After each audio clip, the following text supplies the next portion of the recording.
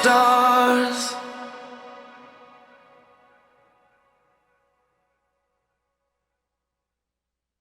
Okay, we planted our first 300 grape plants this spring 2019.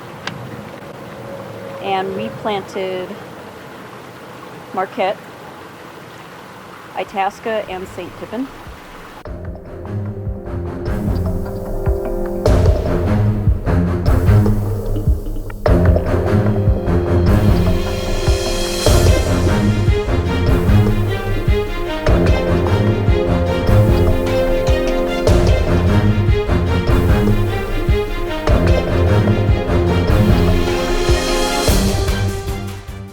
And we believe that Marquette has potential to be a nice, full-bodied, drinkable red wine.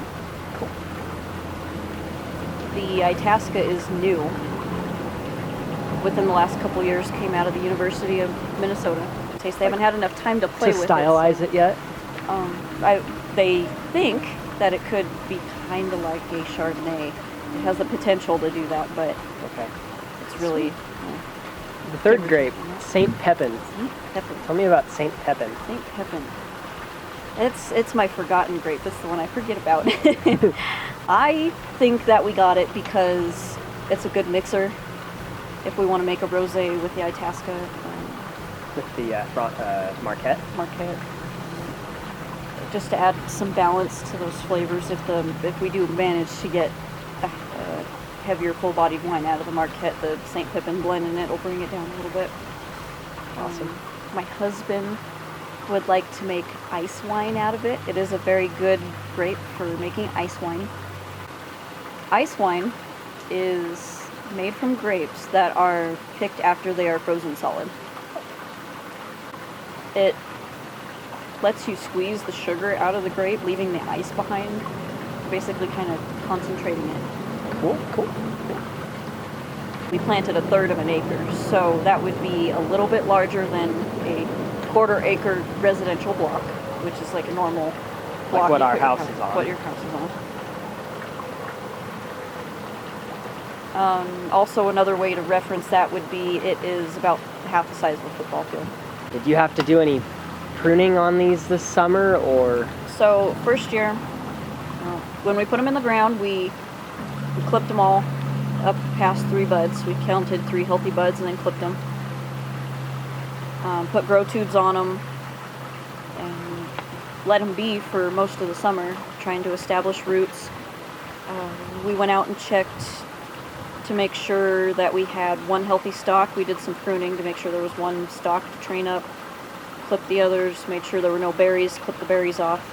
So the plant was using all of its energy into establishing the roots. Like that one? Just a little one. Where are they? Right there. Go ahead and pinch those off so the plant uses more energy on its leaves and grow it, establishing good roots.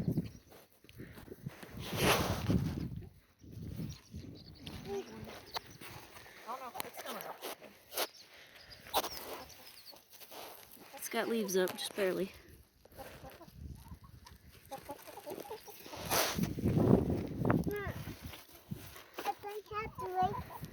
What did you do with the other ones? I just dropped it in the ground. Why did you drop one? Into establishing roots. Okay. That's about all you do the first year? Pretty much. Ours got past the grow tubes, so we just recently pulled off all the tubes, tied a training wire up to our 6-foot trellis wire to help guide them all the way up to the top. And hopefully next year, year 2, we'll be training them horizontally down the down the trellis wire. We're also going to take care to make them look nice. We'd like to eventually use our vineyard as a wedding venue, and we want them to look pretty. A wedding venue. So what's your ultimate vision for this project?